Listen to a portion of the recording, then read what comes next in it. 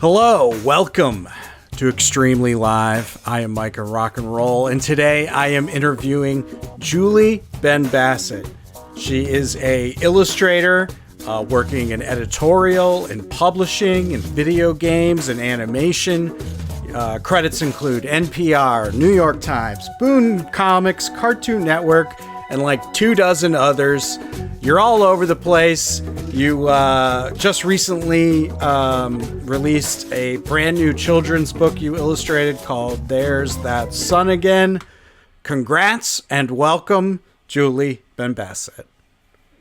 Thank you so much for having me. It really means a lot to be on this podcast, and you were very, very kind in that intro.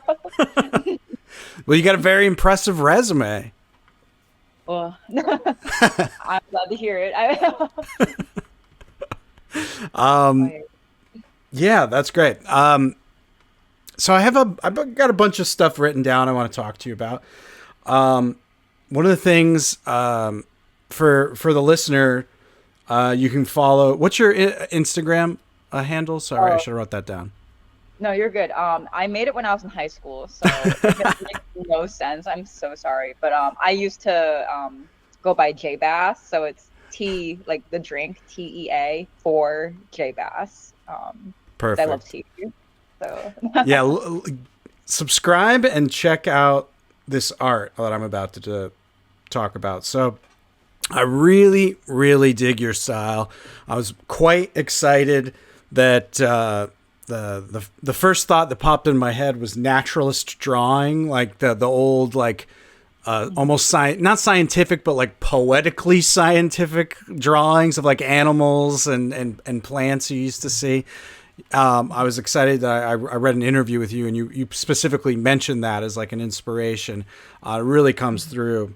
But your style's very naturalistic and kind of fantastical, but you also have a very I feel like your colors are from a very specific time of day, which is the photography term, the golden hour, where everything is just kind of has this beautiful golden hue. I really, it's cool that you've kind of found this specific color palette. And the other thing that I quite enjoy is you have a very strong kind of outline or line, like almost like a comic line in a lot of your work, which that's my preferred way of communicating things as well. I just love for whatever reason, just like a strong outline line work versus like a more of a painting style. I mean, I'd like to explore that more, but for whatever reason, that excites me more, and it's fun to see that in your work. I guess where we should start is since I'm talking about it. Can you describe your process for people? Like what I'm sure it differs from piece to piece, but like what's a typical process for you for doing, let's say, an illustration that's going to accompany an article or something like that? Well, first off, thank you so much for your kind words about my work. I'm really glad the yellow. I love yellow. That's very apparent, and so is line work. But I think a lot of my process really comes down to time, like how much time I have for a deadline, and specifically if I like the project. I mean, you always want to give 100%, but there are some articles I will get or children's manuscripts I'll get where that's special. Yeah. So it's a lot of that too. I really like to go in between digital and traditional mediums. I actually mainly use Procreate for digital drawing. I just find it pretty direct. Like I don't have to get too complicated with it. Yeah. And apparently, I think I lean towards a more traditional mindset with that. Like I think for some people when they do digital art, there's like 100 layers, and while I really admire that, I don't have the bandwidth to keep track of all those layers. So I like a program where I can just use like 5 to 10 layers at max for something. And normally I'll use that medium Procreate for a lot of my very quick deadlines. A lot of my editorial work has become mainly digital just because of the time constraints. Yeah. And for the multiple edits, you can do pretty easily. But I like to also incorporate traditional work too. So my normal mode of, I guess, medium transportation, as you can say, is I like to sketch first traditionally. I think it's just the way it gets the thumbnails going so much faster. And I like the fact that if you mess up on a thumbnail, you can just keep going, make another thumbnail. It's just so fast. Yeah.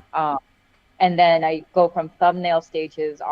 Sometimes I'll sketch it to a more clean, readable sketch in Procreate, or sometimes I'll just do it in my sketchbook.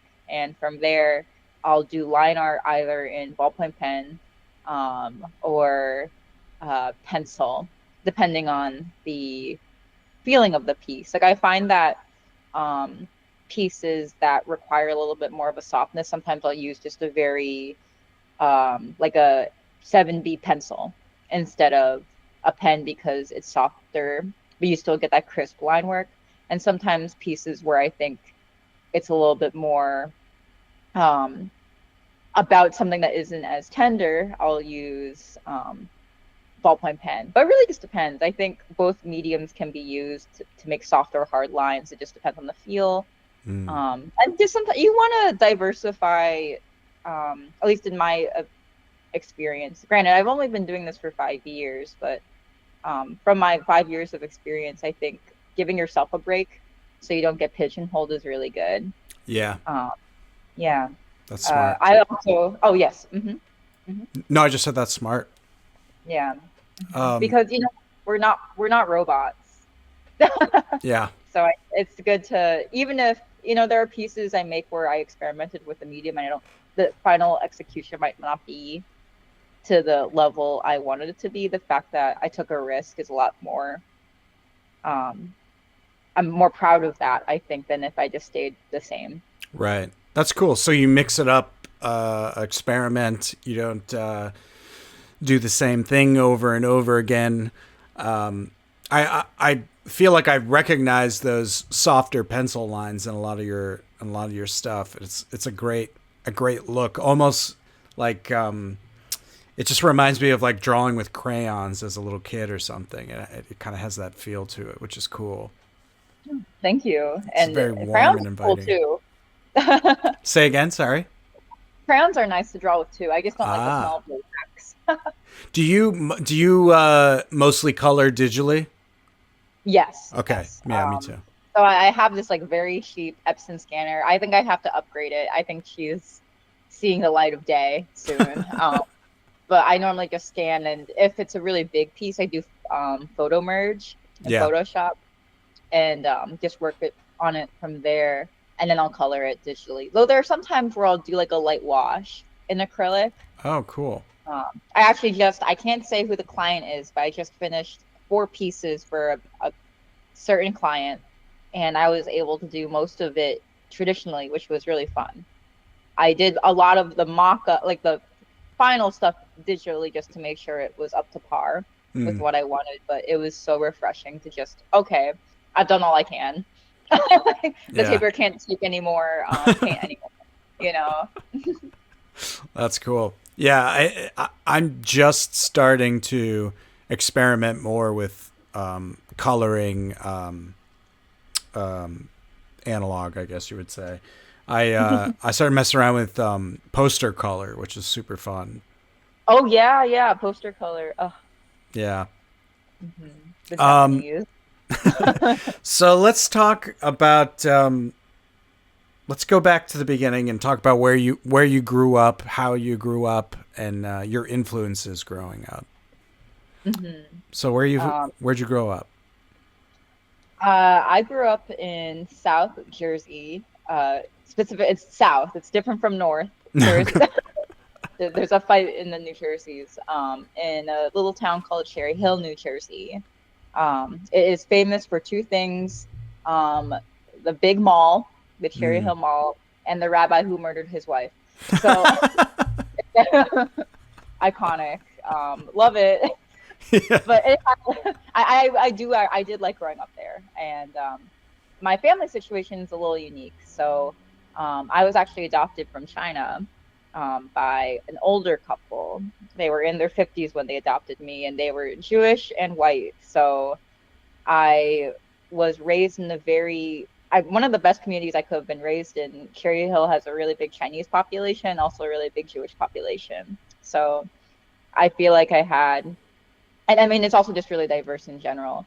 And I think living in that environment was really positive for me. Like I think for some adoptees, they're adopted honestly by the whitest of people. Part of my French, just like the most racist people, or not the most racist people. They're adopted by people who move them to very homogeneous places in America where there's like no one that looks like them, no color whatsoever, and they're really deprived, I think, of learning about other people and just who they are. And I think my parents did a really good job of not doing that to me.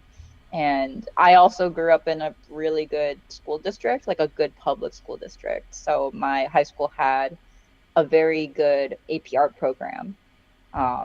So I knew I wanted to be an artist, I think, junior year of high school specifically. And I was kind of set up pretty well to start applying to art schools because my school had a pretty good just art oh my God, art class. And I'm still really close with my high school art teacher who really helped me. So yeah, it's really good. And I think, you mentioned that I do that golden hour or like natural history. I was really inspired by a lot of books my parents had. Like my dad was a huge Audubon fan. So we have a lot of his giant plate books. And a lot of the art they liked was old, like impressionist art, art from Caravaggio's time. It was a good mix. So I was really inspired by, I guess, quote unquote, the old masters. That's great. Yeah, it's funny. I feel like I'm starting to really try and learn about contemporary art because I feel like I'm pretty behind. Like a lot of my favorite artists are like from the 50s and before, in terms of just like the styles I want to emulate. Right. And that to the line art as well. But yeah, I think having that, and also I will say the line art too comes from, I wasn't all like into old things. I really liked anime and manga as a kid. Nice. So I'll know that. I'm not too much of an old soul. What was your go-to anime and manga? Oh my God, Inuyasha, my favorite anime as a Nice. kid. I think what drew me to Inuyasha too, right? Not just because it's like, oh, this is so cool. I really shouldn't have been watching it too at the age I was. I think I was like staying up really late to watch Adult Swim, but there was something really cool about the folklore about it. Like I think besides just the romance and the swords fighting, it was, oh, this is like interesting demons I've never seen before, right? And I think that would also be something that I really focus on, like history and just myth as well, like how people tell their folklore and really cool stuff. And I was addicted since then. They got me. Is Inuyasha by the same woman who did Ranma? Half? Yeah, okay. Yeah. I never remember her name, but I know a lot of her work. Well, I mean, obviously she's super popular, but that's cool. That's cool. I was the 14-year-old Dragon Ball Z dork. That was who is impressed by power levels. There's nothing wrong with that, you know. You're getting started for sports league. You're starting with fantasy sports. Yeah. Although I bet there are a lot of sports Dragon Ball Z kids, but I was unfortunately not a very sporting young man. I was a stay home and draw Goku young man. But similarly, I loved Adult Swim. I loved I loved Cowboy Bebop. My grandfather was a huge comic person, and he got me into like Bone and the old Donald Duck and Uncle Scrooge comics, and And Yeah. Little Nemo in Slumberland was my favorite thing to flip through, which is like incredible. You want to talk about like beautiful, like rendering? That dude is unmatched in my eyes. Yeah. Oh my Yeah, God. Winsor McKay. yeah. Yeah. He's What a buried guy. right here in Williamsburg. I went to go see his, or not Williamsburg, sorry, Bushwick. I went to go see his grave one time. It's pretty Oh my cool. God. Yeah, I had no idea. Why was he there? No, I Winsor. think he worked in Manhattan, but yeah, it is strange that he's buried just in a random Bushwick cemetery in like hipster town, but Well, he's there. he could see all the cool overalls that people are wearing now. Unironic. Yeah, yeah, God. exactly. But yeah, I all that, all that stuff that you start ingesting like 12 to 14 to like 16 or whatever, it really does kind of color, the things you want to make or the things you're interested in for life. It's pretty interesting. Yeah. And I think that time period, right, of Adult Swim, like it's kind of the best time for globalization. I mean, granted, there's a lot of bad things that happen with globalization, but the just exchange of cultures in that way, I think was really important. I think the only time that was similar was ironically like when the Impressionists were starting to see the ukiyo-e paintings Mm. in France. I mean, Mary Cassatt, Claude Monet, they're all weebs. They Yeah. love Japanese art. I think it's I wish I could remember the name of the guy. I just got a book by him. give it to me. Give me hints. I want to know. He's a French dude who was inspired by Japanese like printmaking and stuff, and he just has Toulouse-Lautrec. a, was it? Toulouse-Lautrec. Oh, this is gonna drive me crazy. I don't know. Let me see if I can find the book real quick. Henri. Oh, Henri. Have you heard of this dude? I think I've seen his work. I'm not as familiar with his work though as the other He's Impressionists. not very popular that I can't like find a lot of his stuff. But I just saw some of his work and I was like, this looks great. It reminds me of Japanese stuff, and sure enough, he was like fully inspired by. I mean, like, doesn't that look exactly like that kind of that clean line style? Yeah, that woodcut Yeah, look. exactly. I mean, there's a reason those sunflowers look the way they do too. Yeah, He loved art as well. that's great. Yeah, that mixture is it results in very cool things when people get inspired by other people and other cultures. Yeah. That's cool. So you started getting serious about art in junior year of high school. You had a great art teacher, sounds like. You had lots of good new and old influences from your parents and in Adult Swim. So I saw that you went to RISD, and this is like a mythical place to me because everybody in New York City that I know who's like a talented, successful, creative type of some kind somehow has wound up at RISD. So it's like has this strange quality to me. So I want to talk about you going to RISD a little bit. Well, before that, I also want to paint a picture too. Yeah, like please. when I realized not only did I want to go into art right in junior year, I realized I wanted to be an illustrator specifically.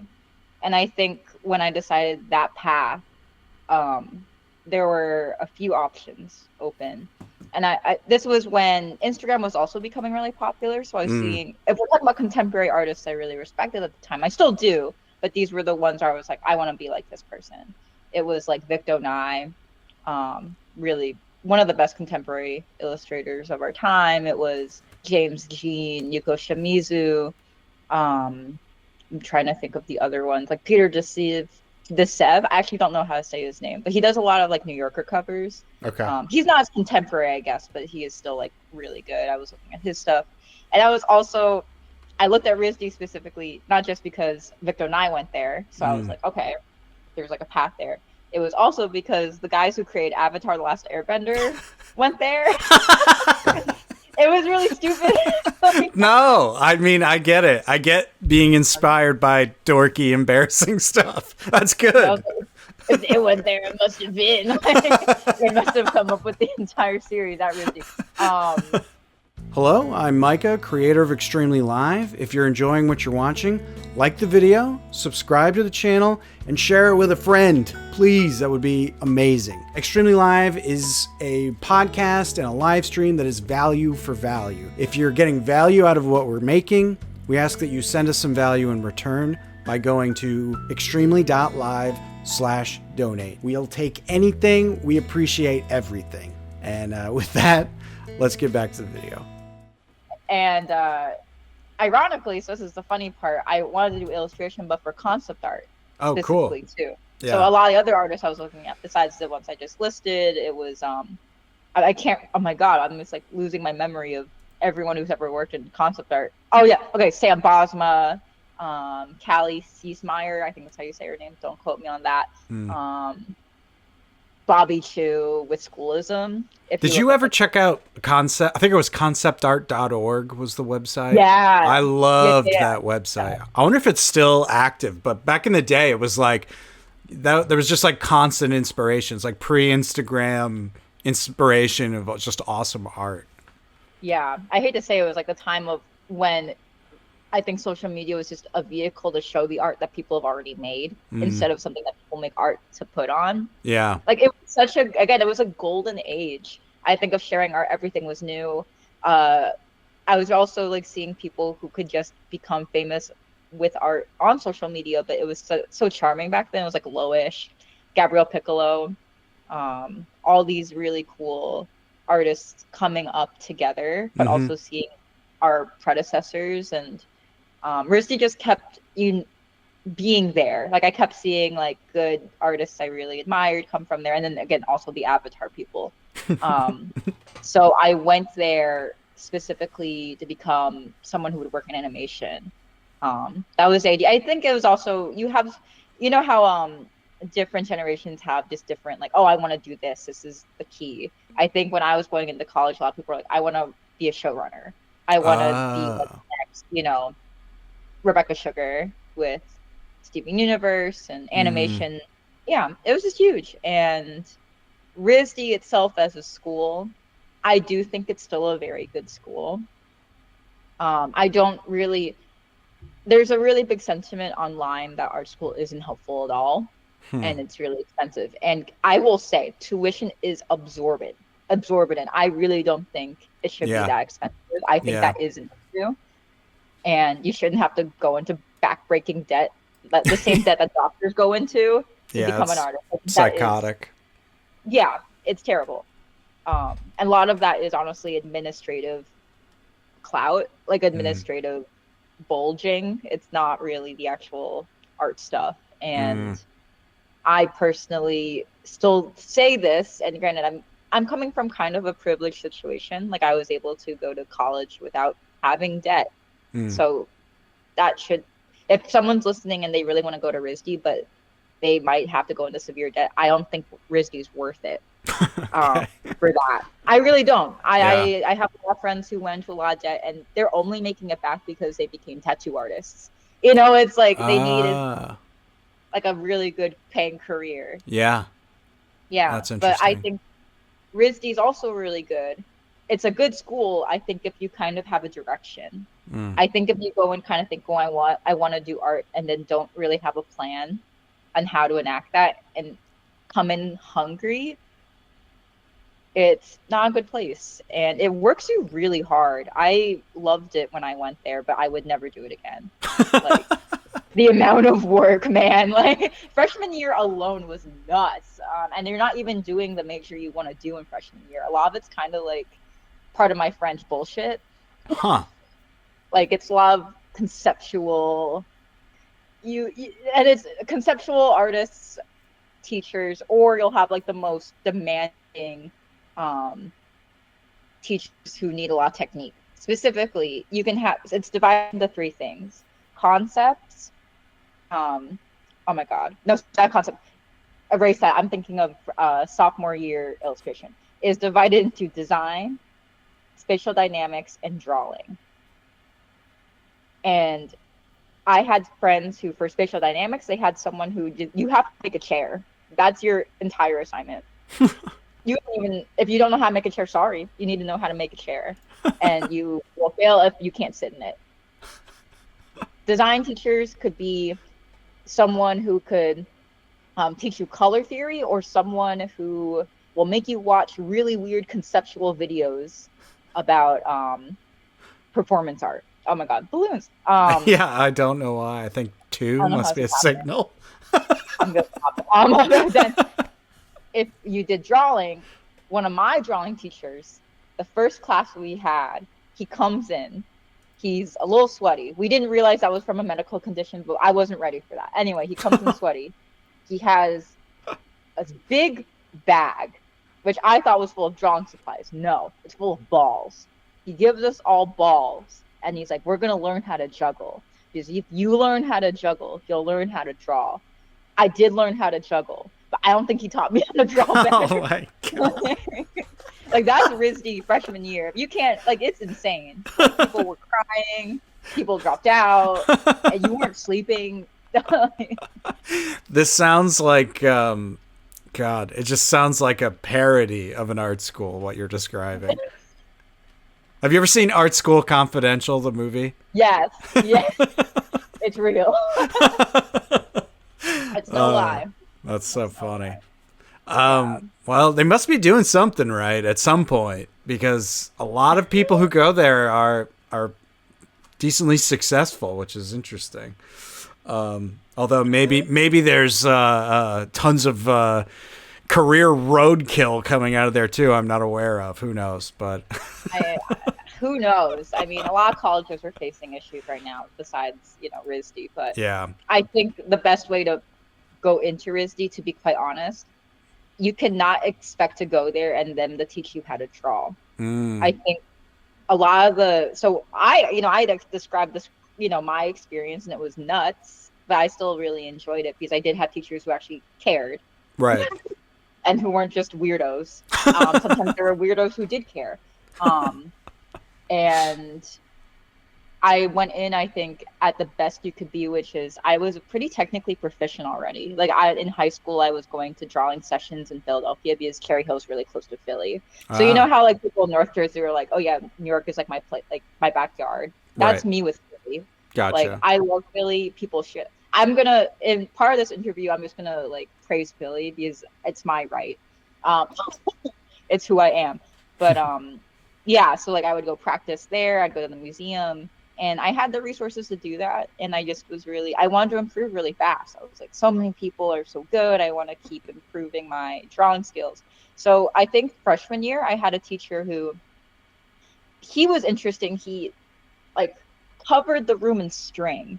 And he was like, draw the space, but with the string. And I hated his class, actually. I really wanted to actually transfer out of RISD when I was in his class. And I was thinking of actually going to Art Center, which is funny. It's like RISD's ideological opposite. Oh. But I can expand on that later, but I didn't understand how useful his class was, because I think it made me understand that drawing doesn't have to be tight. Like, what he was trying to do with the strings to show us how space is divided when you look at different lines. And maybe that's not it. I mean, he could literally just say like, oh, I just did that. That's literally what art teaching is. I was drunk that day. Yeah, I don't know. But I think some of the best drawings, and you see it with Sargent, right? If you actually look at his drawings, it's actually quite loose. He understands where to hold back and where to give. And I think if you're coming in with like, oh, I know how to draw really tightly because that's how you kind of learn. Yeah. I think unraveling that is how you get better. But I think if you came into RISD thinking, oh, they're going to teach me academically how to draw, that's where you go to an atelier or like a specialty program, because the teachers who could teach that they're not there anymore. It's really conceptual, which again is really useful, specifically for illustration again, because your ideas are what really matter. Yeah. Like technical skill you can always develop, but if you don't develop your mind, that's the problem. And that's ironically like what I was really upset about in freshman year, to the point where I was thinking of going into art center, because art center is the opposite. They train you very well technically, so when you come out, you're ready to get a job, essentially. The issue with art center, though, and I don't know about their illustration program, but this is what I was seeing from their concept art program, which is, again, what I came to RISD to do originally, Right. and animation, is that everyone was getting jobs out of it. Everything's so skilled, but everything kind of does look the same. Like, there's really no dividing voice. Right. Yeah, so I'm glad I stuck with my guns and was just like, maybe sophomore year is going to be better because I'm going to be in illustration and not doing this weird stuff. Because, you're in freshman year, you're mixing this all up. I was in a class with someone who'd be in jewelry, someone who'd be in sculpture, someone who'd be... So we're all bringing different creative backgrounds. Gotcha. Yeah, to it. Were you like an animation major while you were there? Is that something you were... Or is it like illustration specifically? I went to illustration specifically because I just knew. Animation focused more on animation itself and not really the skills I wanted to get better at. Like, even though, like, again, I just said that it's not the best place to learn how to draw. If you want to get better, they have... I think illustration focused a lot more on, hey, like, we're going to look at the figure. Hey, we're going to learn color theory. We're going to learn perspective a little bit more. And also just how to develop your style. I found animation to be a little bit too conceptual for my taste. For my stuff. I think people came out of it and did amazing work. But I will say that they were nicer. Animation's nicer. I think illustration... We're not mean. We're definitely not mean. We're just a little bit weird. But I think we're more in the closet about being weird. But I think the animation students were a lot more like, I'm myself and I love it. This work is my own. Interesting. Yeah. Interesting. Yeah. Cultural difference. Apparently, so the Avatar guy did come to speak at he came to teach a class, and because he was not an animation student, he was an illustration student. He was teaching it in the illustration building, and it created a whole fight between the two majors because animation was like, but he is an animator. So they settled it by half of the class had to be from animation and half of the class had to be from illustration. What was that like? Was it an interesting talk? I mean, I wasn't there. This is the rumor I heard. This is gotcha. Before I was there. Damn. I'm sorry you missed out on your hero. It's okay. I think we actually, knock on wood, I think he actually follows me on Instagram. Nice. Cool. There you go. The RISD bubble. Okay, that's also a cool thing about art school. When you're in the bubble, people, they start noticing you. Yeah. I think that, again, that's the benefit of art school. And it's one of the reasons I really think the don't go to art school is in bad taste, especially when people saying that have went to art school and actually benefited from it. There is a thing about having a common experience with a large group of people that kind of like, I mean, I didn't go to a fancy school, but the people I've met who went to my school in the television industry have like hooked me up. Like, it's the same deal. It's just like, oh, cool. We're on the same team. I'll put your name in for this gig. Like, I think that's the real reason people get jobs out of stuff like that. Like, as in my experience, it is nearly impossible to get a job out of the blue if you have no in whatsoever. Like, just getting a job based on your reel and resume or your body of work. I mean, it's just, it feels like 1 in a million. Whereas if you have all of that stuff squared away, plus, the person you're interviewing, who's interviewing you has been told by someone who already works there that you're a good person, it's like a 1 in 5 chance you're getting that job.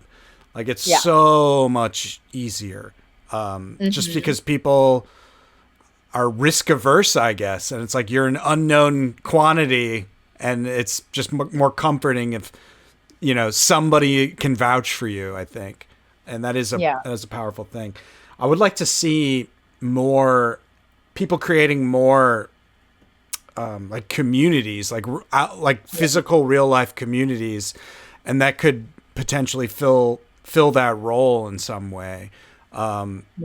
Like that to me is very interesting, and I'd like to see more of that, and less less reliance on the internet. But that's a different conversation, I think. Oh, if we can, I could talk for hours about that. Yeah, I saw. I do like some vague research before I do these. I saw your conversation about Twitter and like not wanting to be there anymore, and I'm like, I am hoping that the pendulum swings back to like 90s internet where everybody has their own website, RSS feed. There's no algorithm keeping, your art away from the people who want to see it because they're directly subscribed to you. I think Substack is sort of like that. But just getting back to that old school internet use of just like, here's my home on the internet. I've made it easy for you to come see what I'm working on. And that's where you go to hang out rather than, on a Mark Zuckerberg product or any of those people. Just because it's obnoxious how often they switch things up, make things difficult, make things awesome at first, and you get lots of like attention and potential money, and then down the line it just slowly drains away and isn't worth the time anymore. But now you're stuck there because you've invested yourself there. Like, I don't know. I just feel like ultimately it's probably worth your time to build an email list more than a following. Although this is coming from someone with barely a following, so who knows? maybe there's benefits to that as well. But it is depressing. Like I see this, I follow this guy on I think it is on Twitter, but he's like, oh, I just hit 200,000 followers. My dream is to be able to live off these comics I make. Please, please like subscribe to my Patreon or whatever. And I'm like, you have almost 250,000 followers and you still like can't generate any kind of income with that. That is depressing to me. Like that's wild. Like something's wrong there. Like something's off. Yeah. I think oh, sorry. Mm-hmm. No. Go ahead. So I built my following when it was probably the best time to, and I'm actually kicking myself in the shin now, not utilizing that more when I could have before. I think Reels were introduced truly. But you can have the biggest following and you're trying to promote something and no one answers. Yeah. Like I think that is just the truth of social media. Yeah. And from I've transitioned. So in my career, I went from like editorial to books really. And what I've noticed is it really comes down to the people you know. Like my last book event was so successful because I really was annoying. I was like, oh, come, please come. But I also asked people I knew in the area, like, hey, like if you're free, like, and people showed up. Yeah. Like I think, what was it? I have like 31.5K followers right now. And I'm very grateful. But most of them hardly see my stuff anymore because of how the algorithm works. And, I want to get better at it, but I don't want it to consume me. Yeah. Because this is a job now. But like, I did a good job with that book event because I relied on who I knew. And the one, I did one last year and it was with a pretty famous illustrator, David Wiesner. He's very, he's won 3 Caldecots. So he's like the Leonardo DiCaprio. No, he's the Meryl Streep of children's books. Like he is well known. And no one came except for like one Japanese family that didn't even intend to come. Like it was like, oh my God, you have this whole event to yourself. Congratulations. And one of my friends came. Like that was it. Yeah. And I relied completely on social media for that. And that was wrong. Like it's flawed. It's entirely flawed. And I think what you brought up was so true. Yeah. Like it really is. There's like this theory about quantity of I guess quantity of follower versus quality of follower, where it's like if you have like 100 people who actually give a shit about what you're doing and like are invested is better than 10,000 people who are barely paying attention. And I don't know how you build that. I don't know what that looks like, or you know, where you find that, but I suspect it isn't on like mainstream social media. I mean, there's definitely good things about it. Like when I talk to Brian Lutz, his whole career is based off of going viral on Instagram. Like, Yeah. so it's like, it's stupid to ignore it, but it's like, I don't know. It's just, it's tricky. It's like, you got to figure out how it works for you, I guess.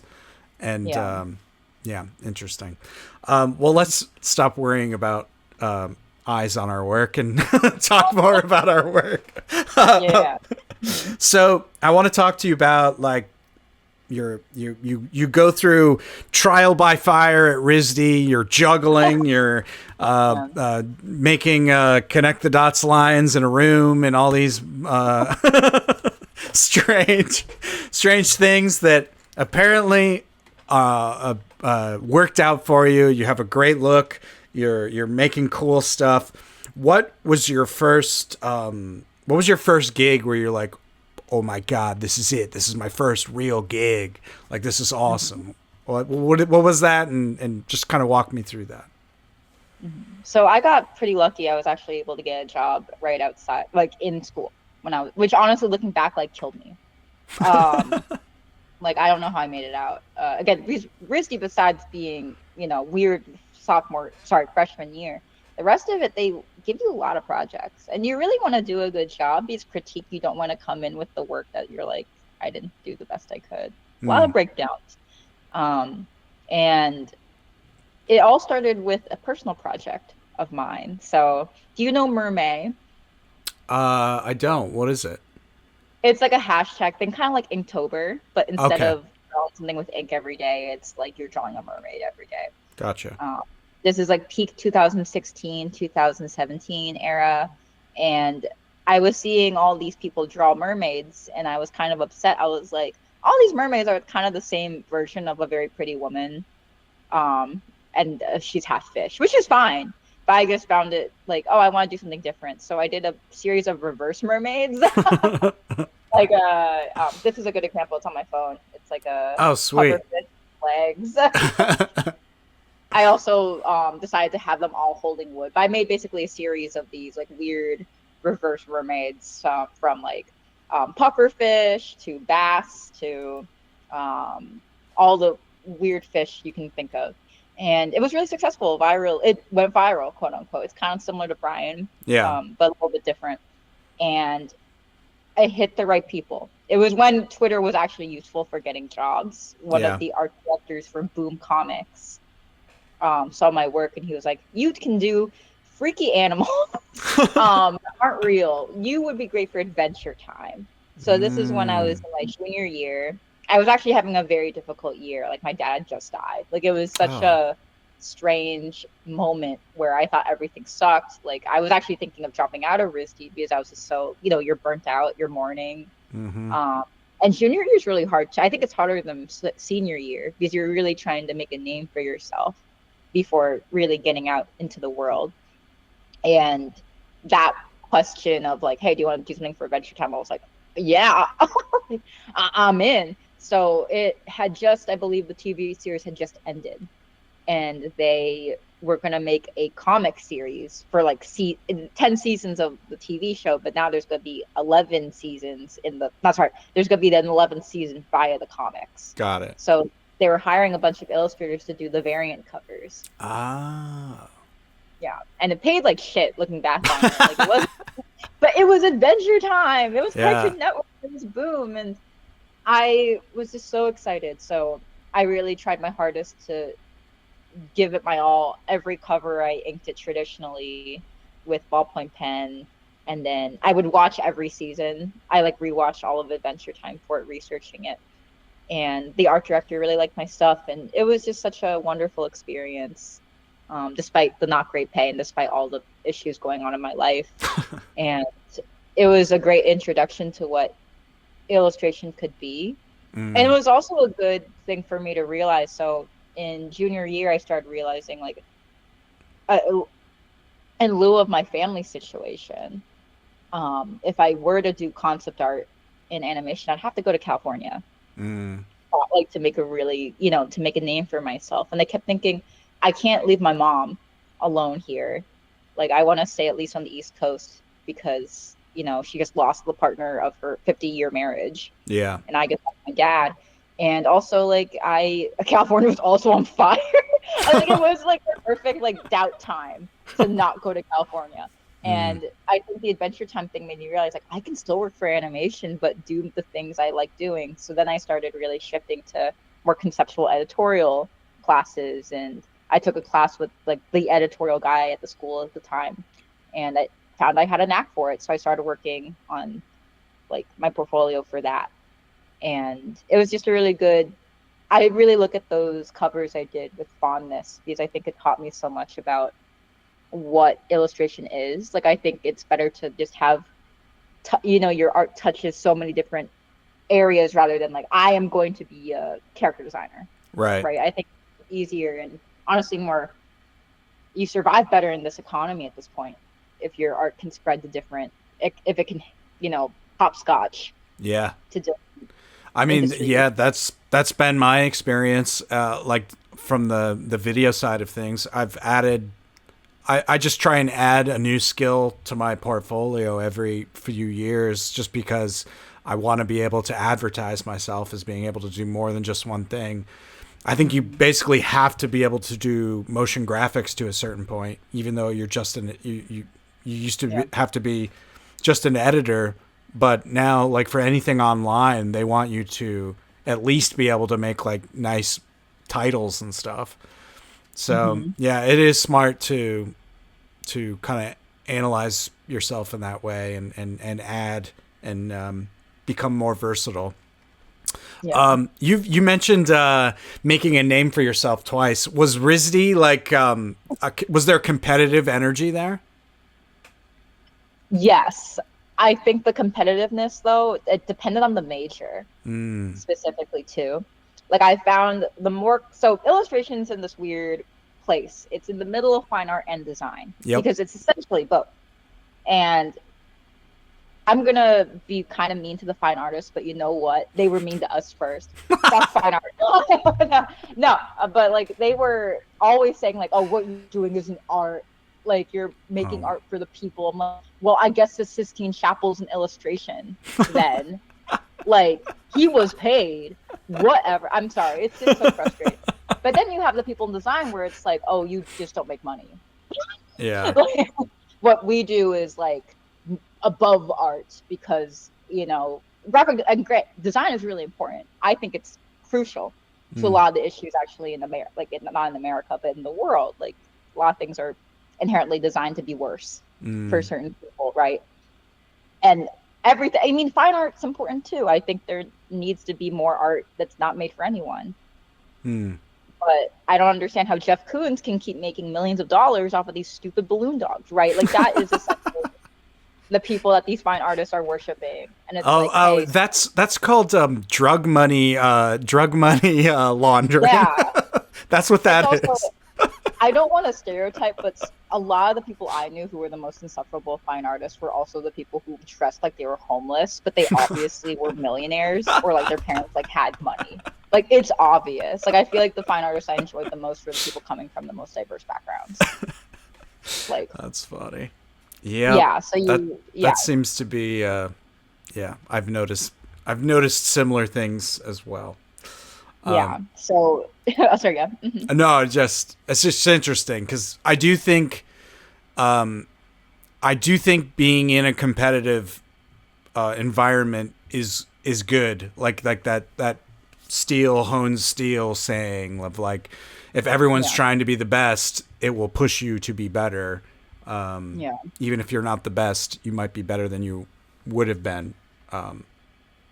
That's another good thing about being in a community of people. Hopefully it's a kind competition, not like fuck you, I'm gonna destroy you competition. But again, sorry. No, go ahead. I think with that idea of destruction, it really came down to what parts of the industries are you going into. Like the one thing I know is distinctively like editorial and children's books in the illustration program tended to not be as competitive as like the video game people, or again, people going to concept art, because I think there's a limited amount of jobs there. Yeah. And it really relies on technical skill. While I feel like children's books, your style might not be like the prettiest, but if you're really good at writing and just understanding, it's completely different. And the same thing goes with majors. Like I found the design majors tended to be the most competitive and the most cutthroat. Like graphic design and in my year was nuts. Like they were really mean to each other sometimes. While if you went to the more conceptual ones, they tended to be less competitive. I think that's the one thing I had to give animation, sculpture. Some of the best crits I would hear would come from those majors, because they're all just so like the best of them, not the worst of them, not the people who are pretending to be homeless. Like they really are intuitive. Like they're really, you can read the soul. And I think that's the strength. So I think that's something to consider if you're going to go to art school, how competitive, quote unquote, is the school and cutthroat. And I was really lucky. I had a really good year at RISD. I'm friends with most of them still. One of them just visited me, and he works at Rick and Morty now. Shout out to Sander Goldman. He's really cool, but all of our styles were so different. So there was really not the same competition as I found that some other years or even other majors were dealing with. And the idea of you want to get better for yourself, I think is a lot, and people encouraging you is a lot better than I'm not good enough. I'm not. And I started teaching last year at UArts. RIP, fell apart for bad reasons, but I had students where I think they were so hard on themselves that they were their worst competition. Oh, wow.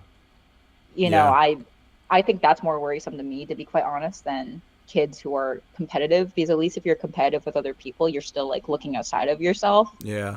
And there's a level of confidence there to be like, I can compete. Yeah. Versus, or I can learn from them. I think that's another thing you can do too. In these really like, you're seeing some of the best artists in the world at RISD, right? So I think that idea of like, oh, it's a blessed school. It's a cursed school in a lot of ways. Don't get me wrong, but I think just the fact that they're getting a lot of people who are hungry to improve, I think that's why it's good. But you can also find that in very specialty programs around the country that might not have as high of a tuition. Yeah. I think it really just, you have to talk to people about it. Yeah, no, for sure. Yeah, you do have to get yourself plugged in with, you know, it's that thing your parents warned you about. Like, you're going to act like those terrible friends if you hang out with them. Like, you have to get around a friend group, quote unquote, or just a group of serious people who want to do what you want to do. It will help you improve immensely. And at whatever level you can do that at, you should do it. That's interesting. I want to ask let's say you don't have to work for a year. You have a pile of cash and you're not worried about employment for 12 straight months. What is your dream project to do in that time? What do you want to sit down and like do for 12 months straight and then reveal to the world at the end? That's so hard. It's wow. Wow. Oh my goodness. I mean, I'm working on it right now, but trying to really write a story and illustrate it effectively. I think that would be something that if I could have unlimited time for, I would love it. But you know, that's not the world we live in. Which is good. I'm actually busy, so that's actually a good thing. But it's really easy when you go to art school to work on your pictures. It's really hard to work on writing. I give writers a lot of shit. I'm kidding. I don't actually, but no, a lot of modern television writing makes me want to jump out a window. It's disturbing. But on the flip side of that, writing is extremely hard. Like, it's just hard to be a good writer. To like write a genuinely engaging, fun story is not easy. No. Yeah. And there's this interesting story I heard from the guy who owns Books of Wonders, one of the best children's book stores in the country. It's one of the few places where they organize the picture books by Illustrator because they understand how much work we put in. Yeah, but the guy who owns it, Peter Klossman, he's really cool. And he was telling me this interesting story about Madeleine L'Engle of Wrinkle in Time fame. Oh, yeah, and Back. And they were friends. And they'd always wanted to do a project together, like a children's book. And so Madeleine L'Engle like wrote a manuscript and gave it to Maurice, and Maurice was like, I can't illustrate this. There's nothing to illustrate. You've described everything beautifully. Oh, wow. And I think that shows that, especially when you're writing stories for children, or just, no, not children, picture books, distinctively, or just any visual medium, the writing has to give enough for the pictures to fill in. But if it gives, too much, then the pictures can't do as much of a good job. Vice versa, sometimes the pictures do a better job than the words do at describing it. So there really needs to be that balance, and I'm really interested in trying that out for myself. I am not saying I'm on the level of either of those, by the way. That was just like the biggest example of it, but it's a skill that I think a lot of artists actually do need to work on. Yeah. I think we fool ourselves into thinking we don't have to. But as someone who's worked in the editorial space for a lot of her early career, writing is super important to getting a good article to illustrate. Like, I've illustrated some not great articles, but the ones with the good writing, you really want to do it justice. Interesting. Do you, so you, when you get a job like that, you wind up reading the article. That's interesting. I never. I mean, sometimes they don't have it all. Sometimes it's in draft form. Gotcha. Yeah.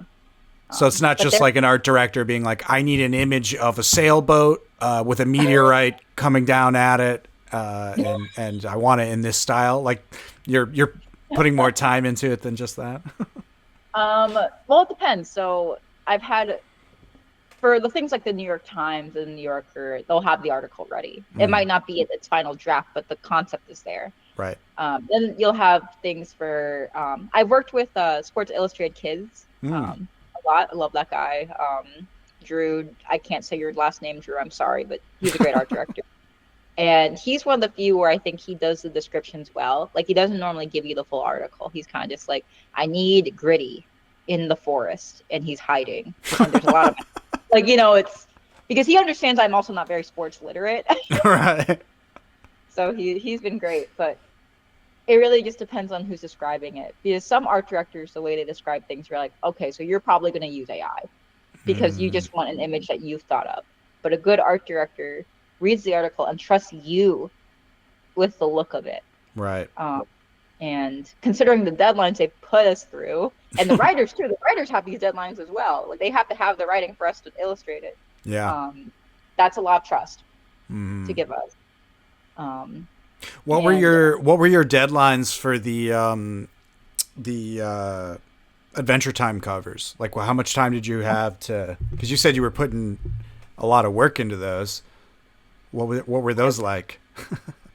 It was, I believe, like a 2 weeks to a month, depending on the covers, and that's actually pretty good. Yeah. But I was in school, so it was a lot of work for me. But yeah. What's sorry. Go ahead. No, I was just gonna say, like, I also like to kill myself in the way of, I'm kind of a maximalist in a lot of my compositions, and Adventure Time, as you know, has tons of characters. Yeah. So that didn't help it. I really envy people who have simple styles. I don't say that in maliciousness. Like, I think they've found the key to doing this job and not dying. Yeah, no, I know what you're saying. Yeah. That's like Jack Kirby in comics. That was his whole thing of, like, he developed this unique style that it was literally just for speed of like communicating an idea and getting it off his plate so he was trying to do as many comics as he possibly could in a month. And yeah, that became his style of just like simplification. Like if you look at his, first issue of Fantastic Four and then his, whatever 50th, the characters look totally different. And it's interesting. Yeah, it is a skill of like putting in enough effort that you're proud of it and it looks the way you want it to, but not so much that you're like, working for $3 an hour. Like yeah. Mm-hmm. It's tricky. Well, you kind of already answered this, but it sounds like you still make stuff for fun, for your own enjoyment, and you're working on this story and visual element to it. That's cool. That's good to know that you have time to do such things. It's not really time. It will be part of my career. I'm trying to go more towards books, but I'm also a big fan of sketching and plein air painting. So I consider that a good mix of like you're going in person and enjoying a space, but you're also practicing. Yeah, totally. Yeah. That's smart. I've been trying to draw more lately, and I've just wound up like, I can just listen to an episode of Star Trek while drawing. Like you can still pretty much get the gist of any TV show. I'm like watching Breaking Bad finally, getting around to it. And I'm basically just like drawing, and every now and then I'll look up, see what Walter White is up to. Welcome to our world. Welcome to the world of podcasts, the world of totally. You got me too. Well, this is great. I think that should do it. Okay, cool.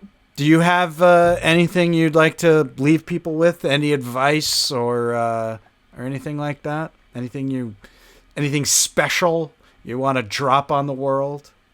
Oh my goodness. I'm very honored again that I was brought on here, especially because I feel like I've only had 5 years as an illustrator officially. So I don't really know how many people are going to be like, oh yeah, Julie's wise for all stuff. I mean, everybody has something to offer from each stage of career and what have you. Mm-hmm. Well, I think this is a thing I'm proud of, even if I guess a lot of people who are big hustlers might not agree with it. But I mentioned before, right? Like my dad passed away in college and things turned bloopy. Bloopy is the best way to say it. Like, what am I going to do? I thought I was going to go into this. Now I'm going to go into this. And I had a mentor at RISD that I honestly kind of still look up to him, but with a more critical lens of understanding that he did what was best for him and I just had to do what was best for me. But he was of that ilk of illustrators who were like, you have to really suffer. And not suffer in a bad way, but more like you have to really want this, and to want this you got to move to New York City. You have to play the game, you have to hustle, grind, do all you can to get better.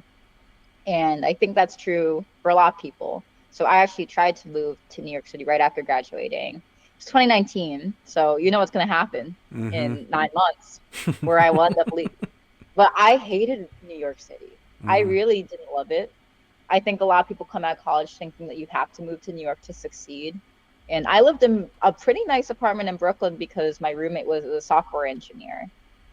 And I could not even enjoy the city where everyone was an illustrator. There's such a big community there. I was hustling all the time. I felt like I needed to rush. I felt like I needed to prove myself. My art was never good enough.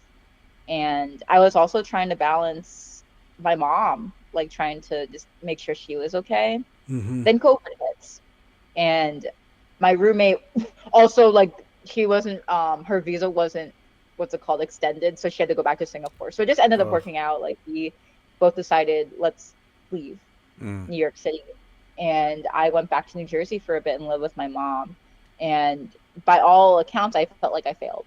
That my mentor, when I was thinking of him, I was like, I'm not going to make it.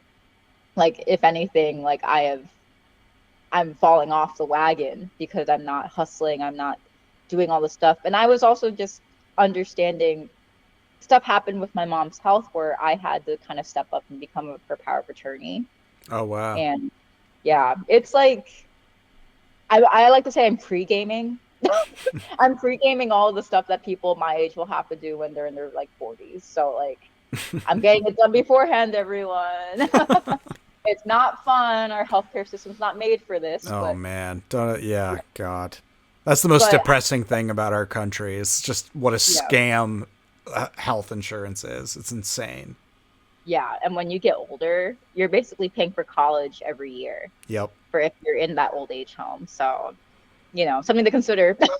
Yeah. But again, people who are, I'm like 28, so granted, like if you're listening to this and you're 28, you are probably not gonna have to deal with this. This is not really advice about like power of attorney stuff. That's probably something your parents will have to do. But what I mean to say is, I thought I was a failure for choosing my family. Right. Because I thought like this is a career in illustration is hard. You have to work for it really hard. And I, you know, now that I live in Philly, I technically live in King of Prussia now with my partner. My mom is an hour away. I can visit her whenever. She has a really good aid set up.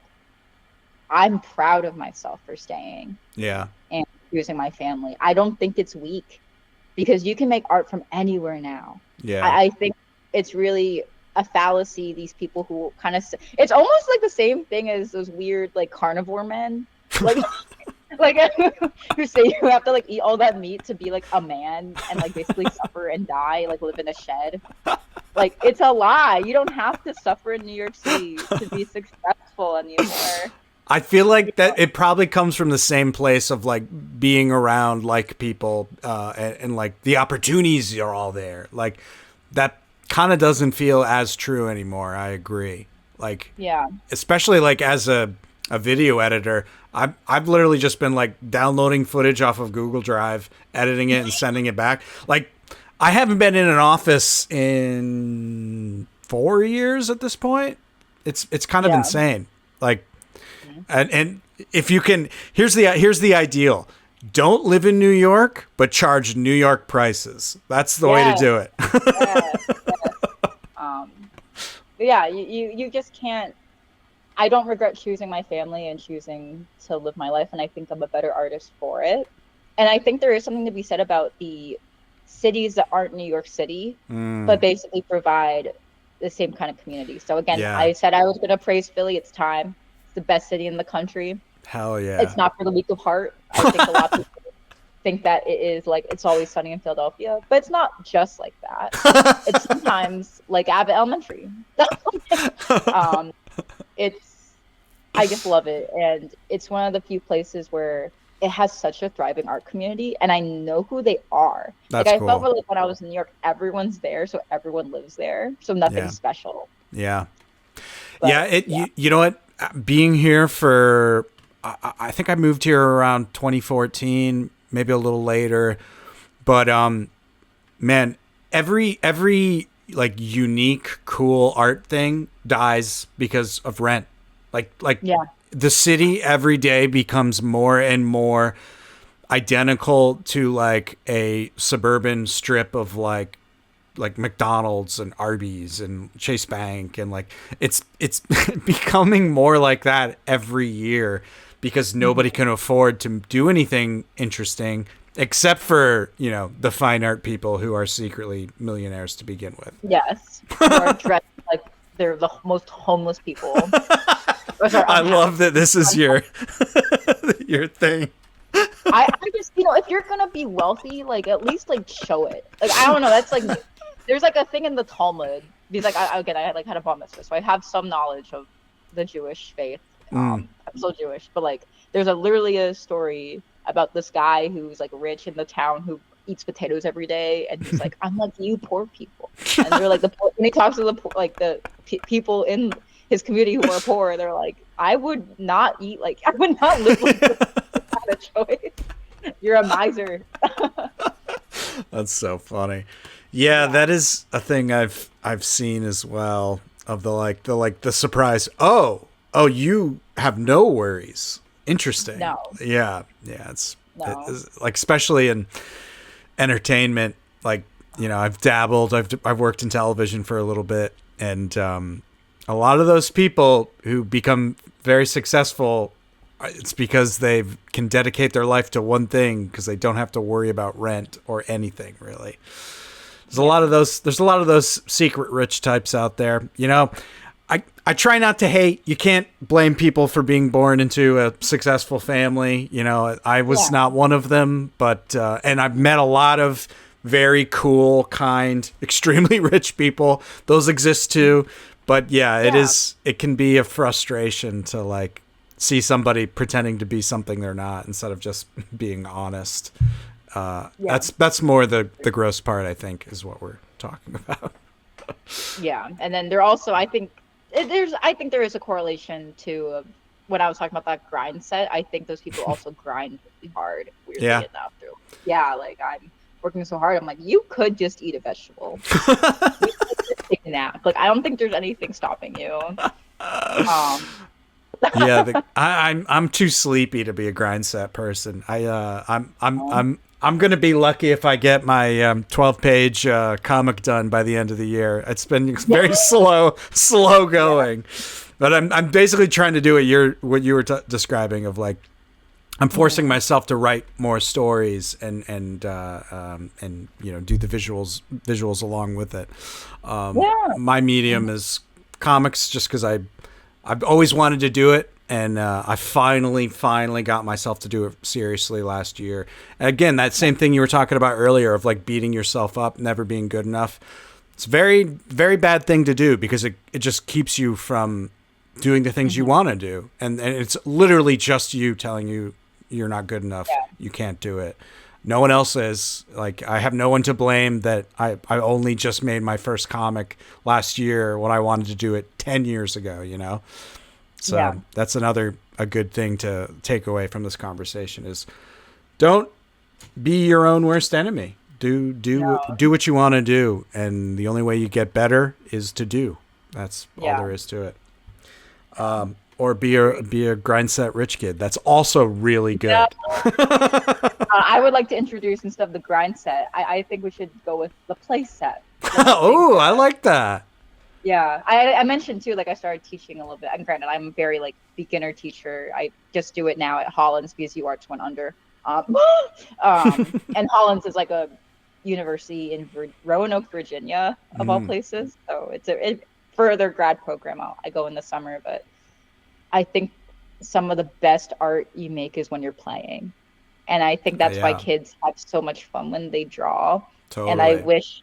I'm telling this to myself. This is also me beating myself up for it. Like, I think some of the tightest you get when you're making art is because you think it has to be good. Yes. When sometimes it's just like, oh, I just missed this. Like, it's it's really true. Like, if you're trying, oh man, it's like the trying kills the fun, and it becomes like it becomes obvious in the work. Like, it's stiff.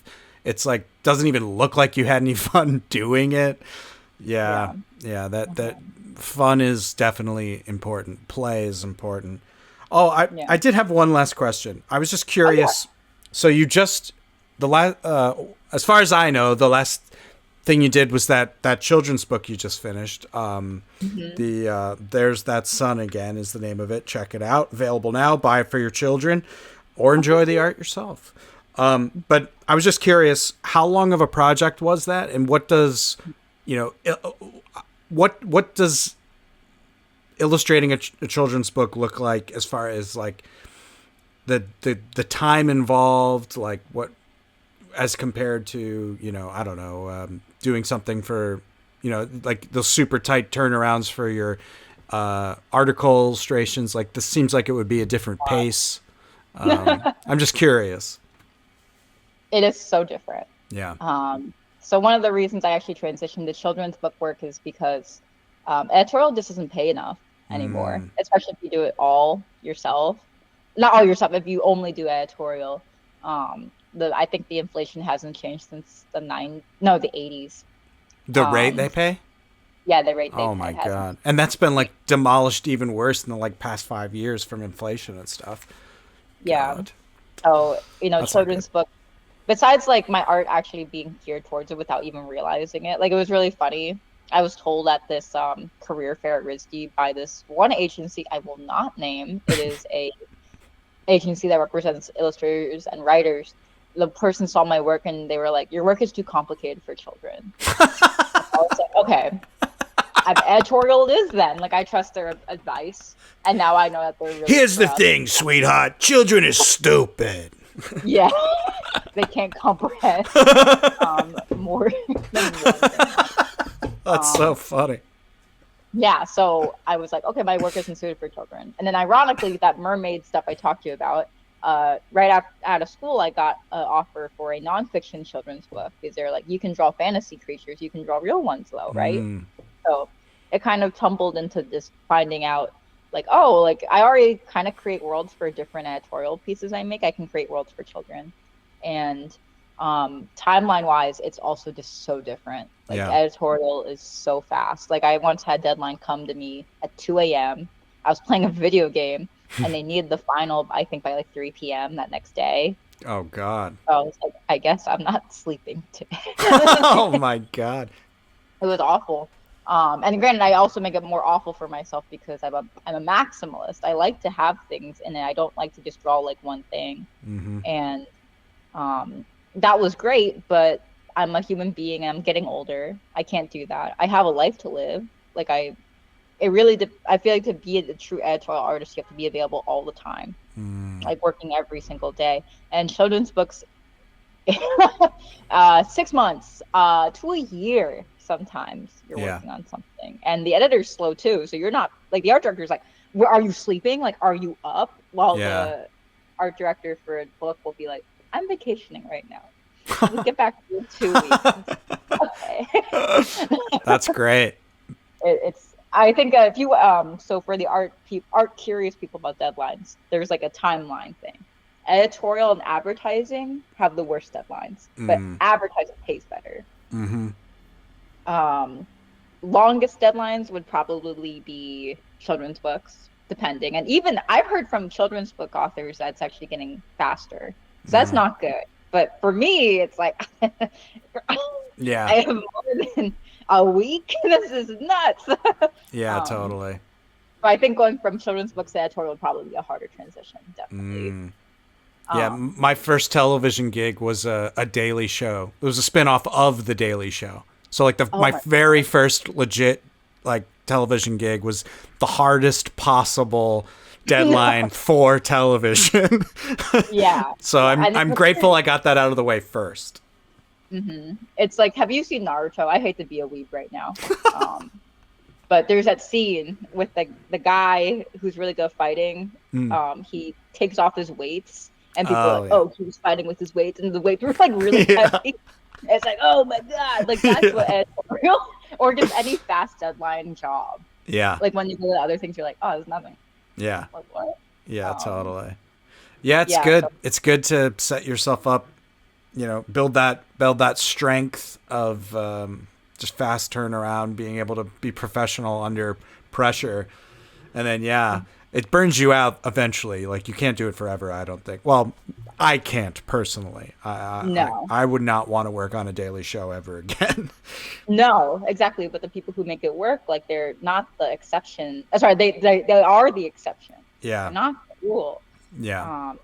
And I think if you want something in between, actually, I think animation's in the middle. Oh, like interesting. I've done work for animation before. Like I did background work, and I found that it was like not as much time as children's books, but I finished it way earlier. That's than cool. The art director was expecting. And she good. was like, "Oh, you didn't have to have this done yet." And I was like, "What?" But you said this time, and she was like, "Oh yeah, but that was just like an outline. Window."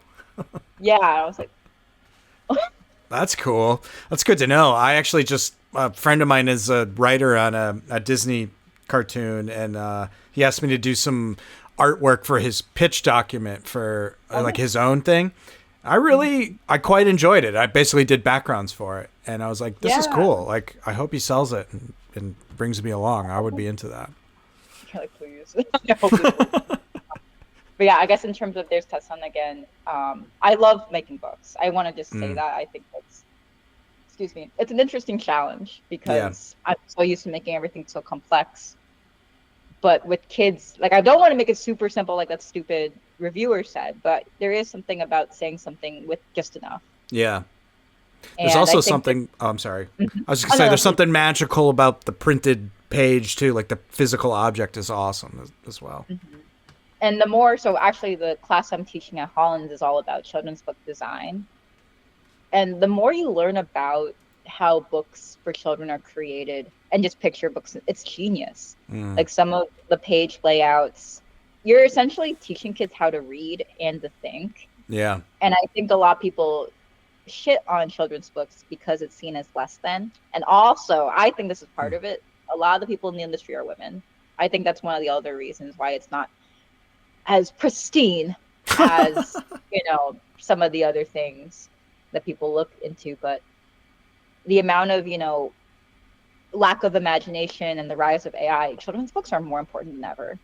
Like, I think it's more crucial, honestly, than some of the other art forms at the moment, because, like, to keep kids curious, to keep the kids thinking about how images and text work together, it's completely different than when you're reading. Yeah. And I think it's ironic that a lot of people, even writers who are high up, like poets, or all poets, I like poets, but like people who are like very esoteric poetry, very intense, lots of words, lots of pages, fiction, they'll shit on people who, write for children. But it's like, without us, not us, I'm not there yet, but like without children's books, you don't have readers for your stuff. You will lose more people to like other mediums. And I think, working on There's That Sun again, it's poetry itself, but it's for children. MK's writing is really good. I think I'm a little bit upset that we haven't received as many reviews. And I wonder too if that's just like, people aren't seeing it because it's a poetry book, but their writing is just so effective. And I wish more people read it because of that. Like, I don't even say like, oh, you need to read this book because of my illustrations. That would be nice. But MK's manuscript was special.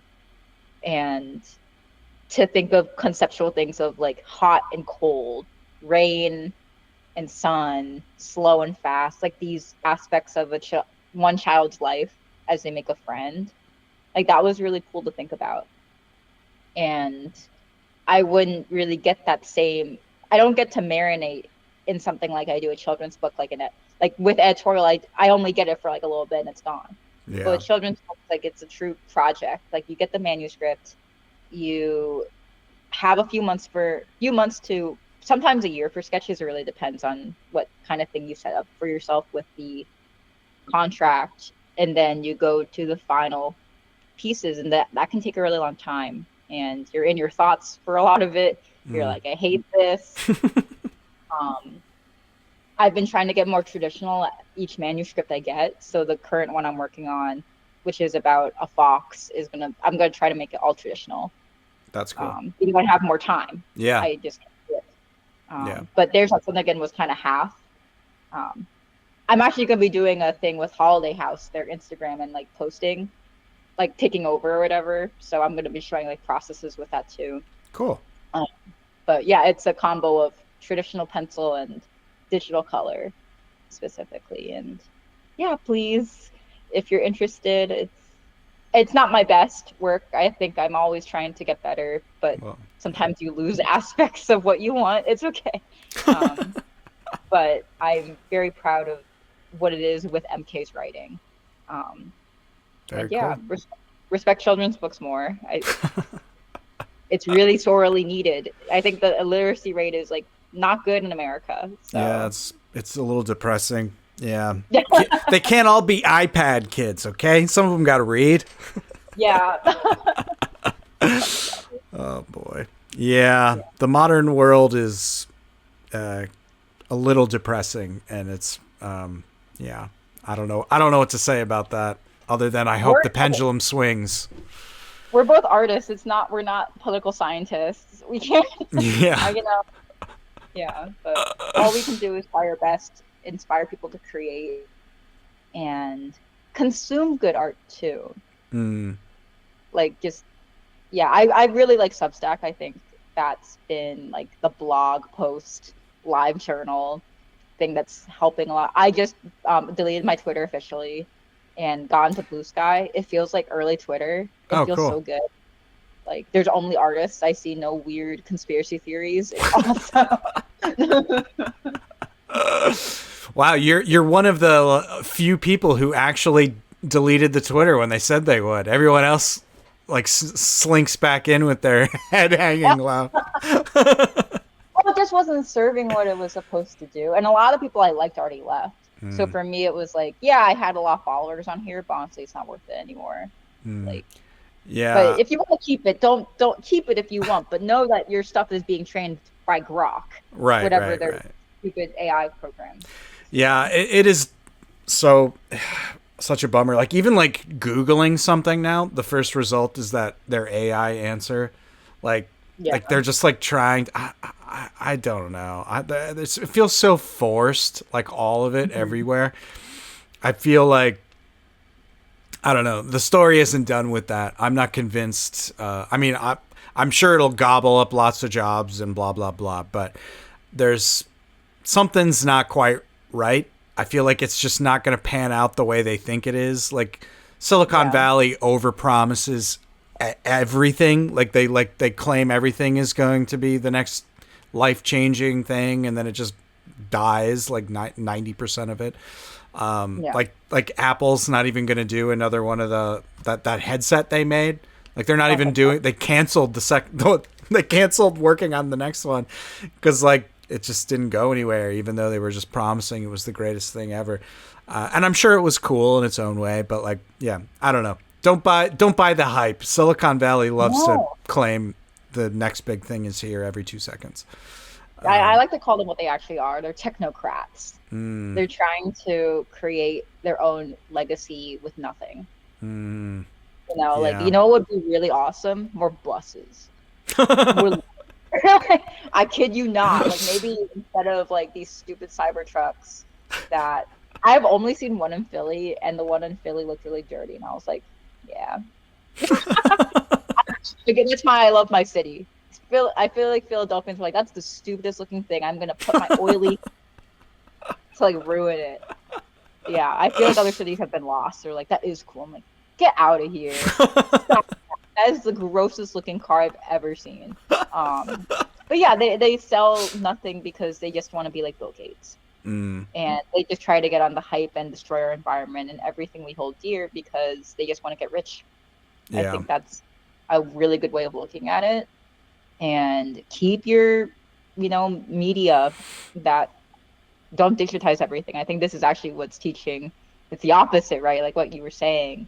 Like, why would I why would I get rid of all my CDs if, the sound quality on Spotify is going down? Yeah. They're not paying their artists. You know Yeah, what I'd I, rather just.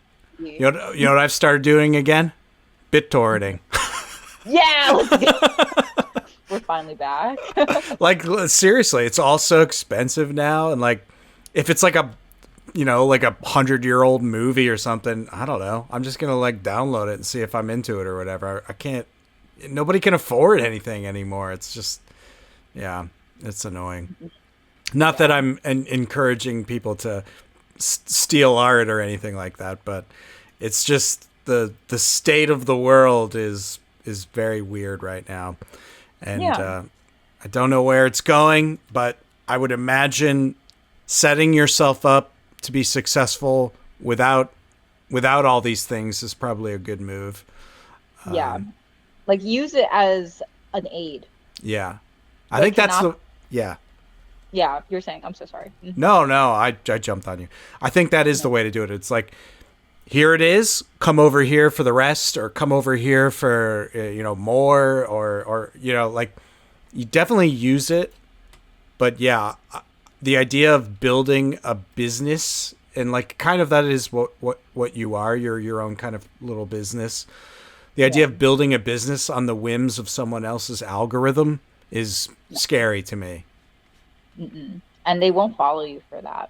I'm gonna guarantee it. Like, I'm gonna be like, yeah, you got a lot of 17-year-old, like you got 10,000 17-year-olds because of that viral video. Are they gonna actually look at your art, or do they just think it's funny and they're gonna show it to their friends? And that's it. Yeah. Maybe not even show it to their friends. Like, I think that's really, yeah. When we were talking about having a select few followers actually really engage. Yeah, I tell my students that all the time. You want to look at the people who have like maybe 3,000 followers, but all those followers are art directors. Mm. You know, that's more important than having 10,000 followers who are all kids. And I don't have anything against kids, but they're not the ones paying you. Yeah, that's true. Unless like they are, like if you're the Diary of the Wimpy Kid Man, like you have a lot of kids following you because you've created something that impacted their child. You know what I mean? Mm-hmm, like you can't just be viral for no reason. Yeah, it's tricky. Well, yeah, we've yapped. That was so much yapping. No, that was good. It was very interesting, and not to leave on a sourish note of like anxiety about the future and such. But what is your website? I want to tell people to go there. Oh, go it's really just my name. Yeah, juliebenbassat.com. It's Bassett is Bassat. All the other stuff is spelled the exact way you think it would be. But yeah, go to Julie's website. Check this out. She just updated it. It's cool. It's got all kinds of sick art, great information, and you can subscribe to her Substack there, which is a cool thing. Mm-hmm. Well, thank you so much for talking and hanging out, and I really appreciate it. I think your work is super inspiring and pretty and fun to look at, and I'm sure children will adore it, not be confused by it, like that dude said. Oh, God. Thank you so much. It's been a pleasure speaking to you. Yeah, let's do it again sometime soon. Mm-hmm. If you want another yap session, I'm always for a good yap. I'm curious about, you said you play video games. I'm curious about that because you're all in on anime. Maybe we'll have to have a nerd fest and talk about the things we like. Second episode. Let's go. All right, it's good. Subscribe in the comments. Yeah. That's a podcast.